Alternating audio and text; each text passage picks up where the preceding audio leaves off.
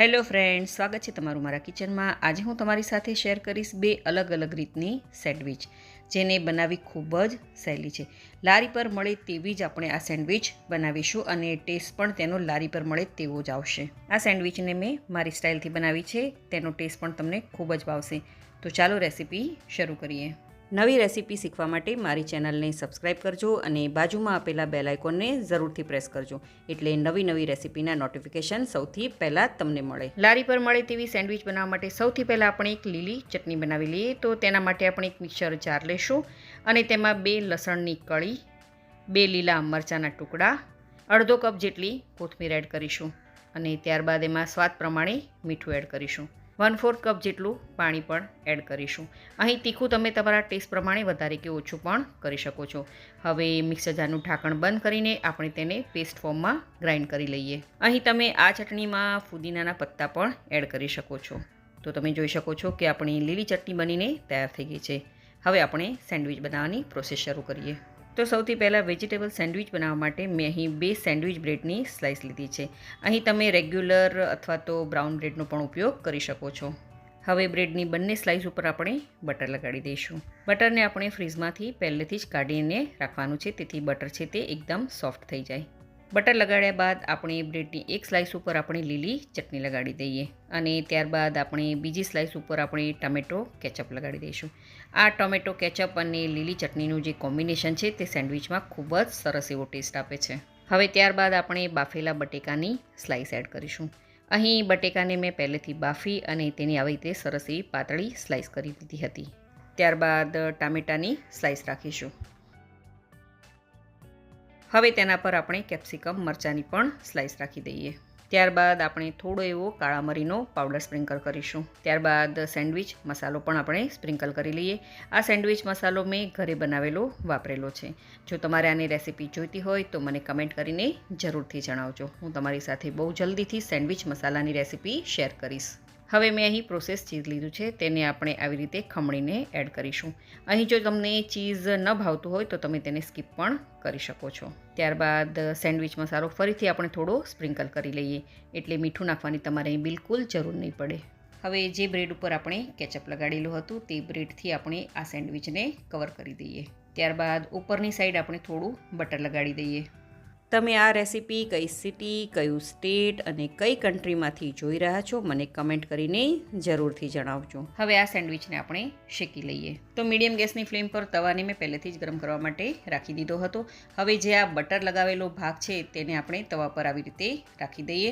ત્યારબાદ ઉપરના ભાગ ઉપર આપણે થોડું બટર લગાડી દઈએ। એક સાઈડથી સેન્ડવિચ સરસ એવી શેકાઈ જાય ત્યારે આપણે તેને પલટાવી દઈશું, જેથી ઉપરની લેયર છે તે પણ સરસ એવી ક્રિસ્પી થઈ જાય।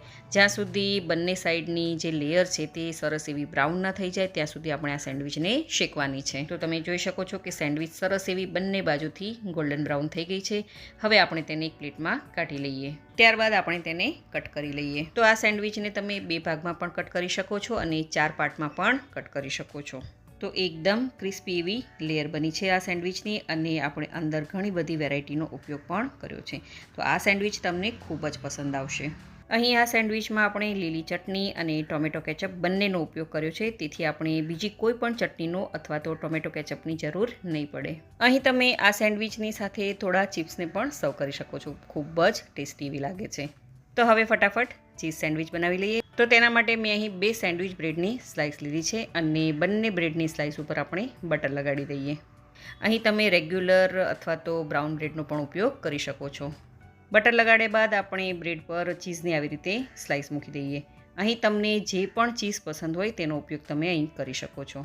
હવે તેના પર આપણે રાખીશું ઝીણા સુધારેલા કેપ્સિકમ, ઝીણી સુધારેલી ડુંગળી, જો તમને ડુંગળી ન પસંદ હોય તો તમે તેને સ્કીપ પણ કરી શકો છો, ઝીણા સુધારેલા ટામેટાં।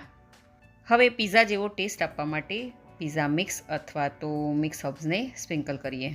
થોડા એવા ચીલી ફ્લેક્સ એડ કરીશું।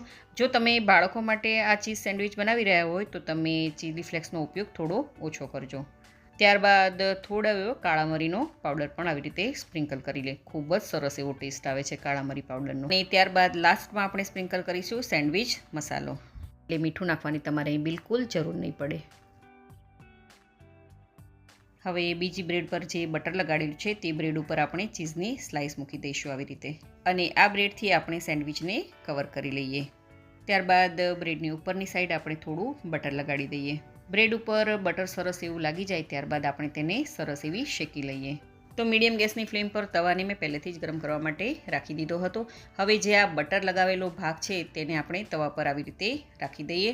ત્યારબાદ ઉપરના ભાગ ઉપર આપણે થોડું બટર લગાડી દઈએ અને લો ગેસની ફ્લેમ પર આપણે 1 થી 2 મિનિટ સુધી એક સાઈડને શેકી લઈએ. ત્યારબાદ તેને પલટાવી અને બીજી સાઈડ પણ આપણે 1 થી 2 મિનિટ સુધી સરસ એવી શેકી લઈએ, તેથી જે અંદર આપણે ચીઝને એડ કર્યું છે તે સરસ એવું મેલ્ટ થઈ જાય. તો તમે જોઈ શકો છો કે બંને બાજુથી સેન્ડવિચ છે તે સરસ એવી બ્રાઉન થઈ ગઈ છે. હવે આપણે તેને પ્લેટમાં કાઢી લઈએ.